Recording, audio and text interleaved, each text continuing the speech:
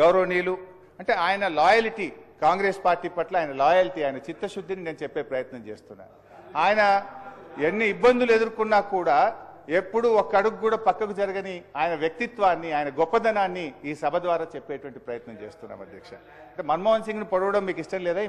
ఆయన పొగుడుతున్నా మన్మోహన్ సింగ్ యొక్క గొప్పతనాన్ని వ్యక్తిత్వాన్ని చెప్పే ప్రయత్నం చేస్తున్నాం అధ్యక్ష.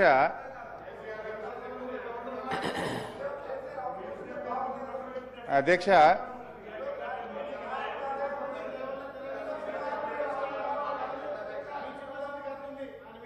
సభను కొంచెం ఆర్డర్లు పెట్టండి అధ్యక్ష. అధ్యక్ష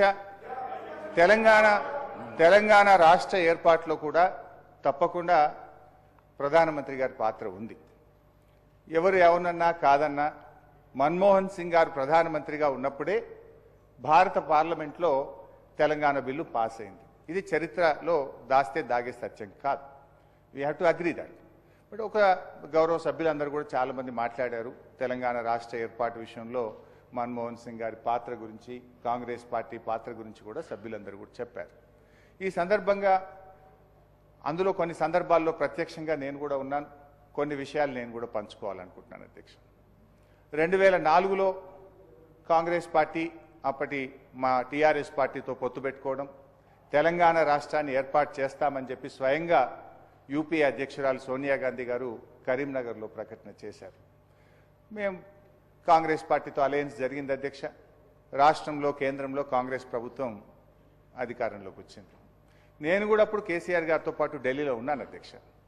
అప్పుడు మన్మోహన్ సింగ్ గారు పిలిచి కేసీఆర్ గారిని మీరు కేంద్ర కేబినెట్లో చేరండి అని చెప్పి వారు మన్మోహన్ సింగ్ గారు ఆహ్వానించారు అధ్యక్ష.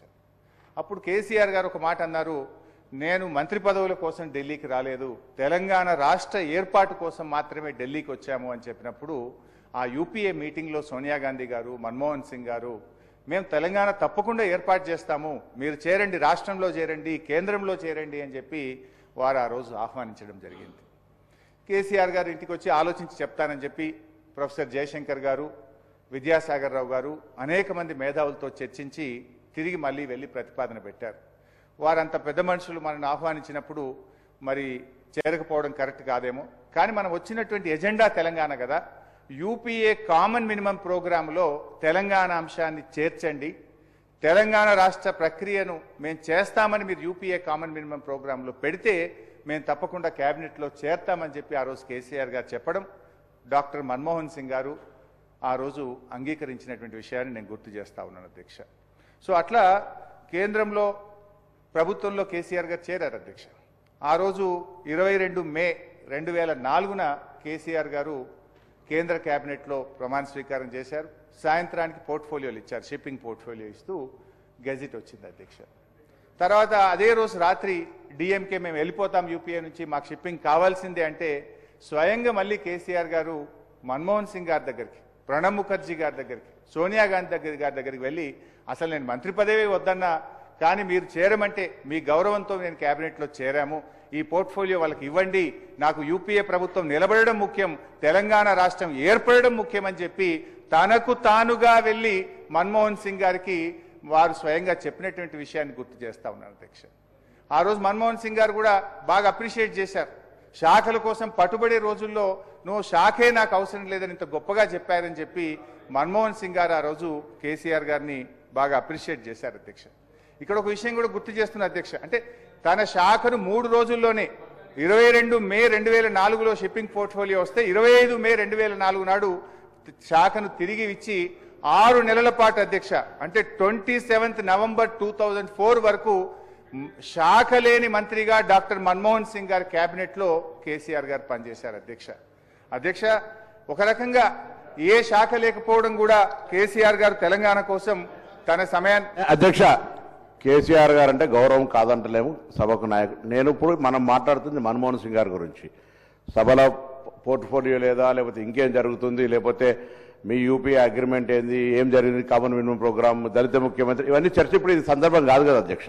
దయచేసి మనం వాగ్దానాలు లేకపోతే మాటలు జరిగినటువంటి ఓన్లీ మన్మోహన్ సింగ్ గారికి సంబంధించి శ్రద్ధాంజలి, సంతాపము, సభ ద్వారా మనం వారు తెలంగాణ ఏర్పాటుకు సహకరించిన తీరు, వారు ప్రధానమంత్రిగా దేశానికి చేసిన సేవలు మాట్లాడడానికి పరిమితమై ఒకరోజు సభ పెట్టుకున్నాము.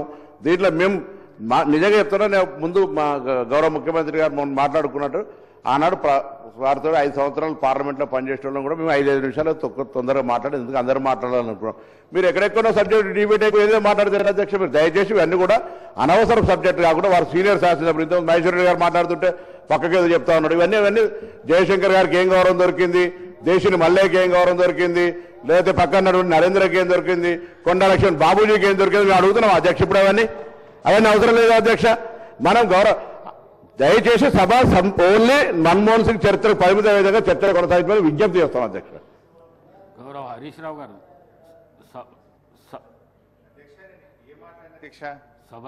మన్మోహన్ సింగ్ గారి కోసం ముఖ్యమంత్రి గారు ప్రవేశపెట్టిన తీర్మానానికి సంపూర్ణ మద్దతు తెలిపిన, విగ్రహాన్ని పెడుతున్నారు సంతోషం, యూనివర్సిటీకి కూడా పేరు పెట్టండి అని సూచన ఇచ్చాము.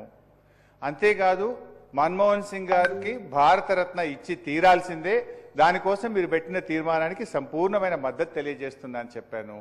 అదే క్రమంలో మన్మోహన్ సింగ్ గారికి తెలంగాణ రాష్ట్ర ఏర్పాటుకు మధ్య ఉన్నటువంటి అనుబంధాన్ని గుర్తు చేసుకునే ప్రయత్నం చేస్తున్నాను. నిజానికి డాక్టర్ మన్మోహన్ సింగ్ గారితో పాటు ఒక అధికారిక సభలో కూడా పాల్గొనే అదృష్టం కూడా నాకు దొరికింది. ఆ రోజు రాష్ట్రంలో రాజశేఖర రెడ్డి గారి క్యాబినెట్లో నేను మంత్రిగా ఉన్నాను.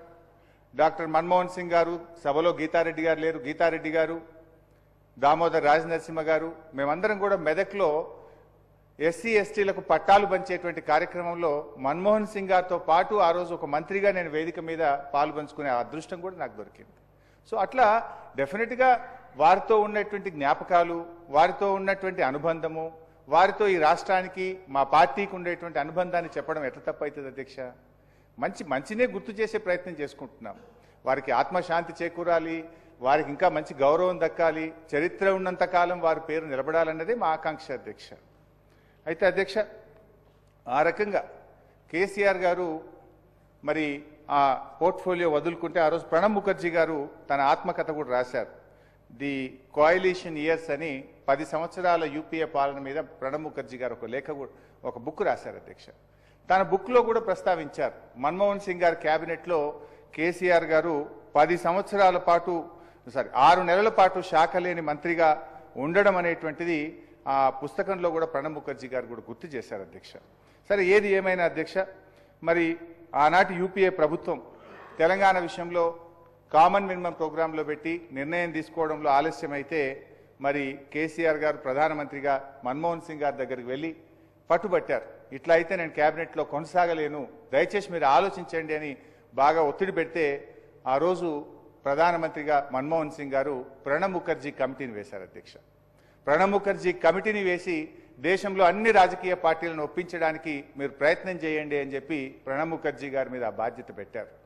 అప్పుడు కేసీఆర్ గారు పోర్ట్ఫోలియో లేని మంత్రిగా ఉన్నారు కనుక ఒక్కొక్క పార్టీ దగ్గరికి వెళ్ళి దేశంలో 23 రాజకీయ పార్టీలను ఒప్పించి ఆ 23 రాజకీయ పార్టీల లేఖల్ని డాక్టర్ మన్మోహన్ సింగ్ గారి చేతిలో కేసీఆర్ గారు పెట్టారు.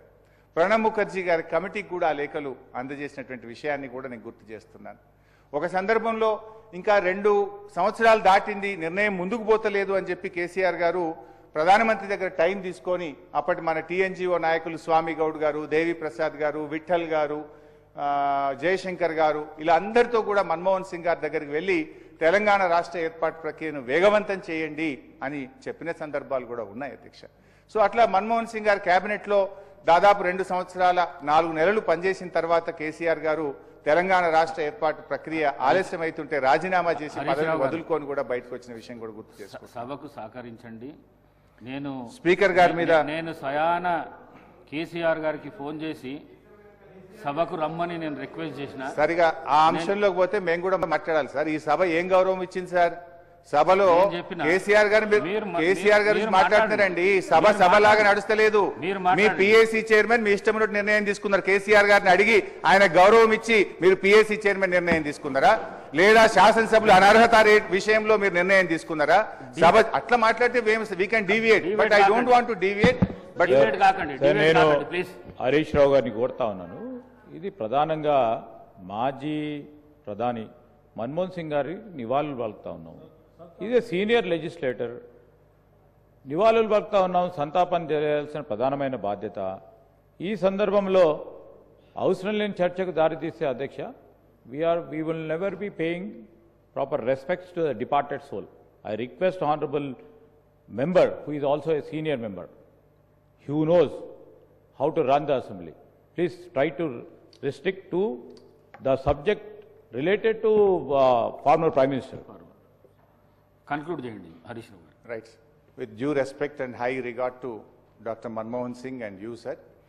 సో ఈరోజు తప్పకుండా బీఆర్ఎస్ పార్టీ తరఫున మన్మోహన్ సింగ్ గారికి ఘనమైనటువంటి నివాళులను అర్పిస్తూ వారికి విగ్రహం ఏర్పాటే కాదు, తప్పకుండా మన రాష్ట్రంలో స్కిల్ యూనివర్సిటీకి వారి పేరు పెట్టాలని, భారతరత్న కూడా వారికి ఇవ్వాలని కేంద్ర ప్రభుత్వాన్ని కూడా కోరుతూ, అదేవిధంగా పివి నరసింహారావు గారి ఖ్యాతి కూడా మరింత పెంచే విధంగా కేటీఆర్ గారు ప్రతిపాదించిన విధంగా ఈ తీర్మానంలో కేంద్ర ప్రభుత్వాన్ని ఢిల్లీలో కూడా పీవీ ఘాట్ ఏర్పాటు చేసే విధంగా ఈ తీర్మానంలో దాన్ని కూడా జతపరిచి కేంద్ర ప్రభుత్వాన్ని కోరాలని చెప్పి కోరుతూ, మా డాక్టర్ మన్మోహన్ సింగ్ గారి ఆత్మశాంతి చేకూరాలని, వారి కుటుంబ సభ్యులందరికీ బీఆర్ఎస్ పార్టీ తరఫున ప్రగాఢమైనటువంటి సానుభూతిని తెలియజేస్తూ ఈ అవకాశం ఇచ్చినందుకు ధన్యవాదాలు.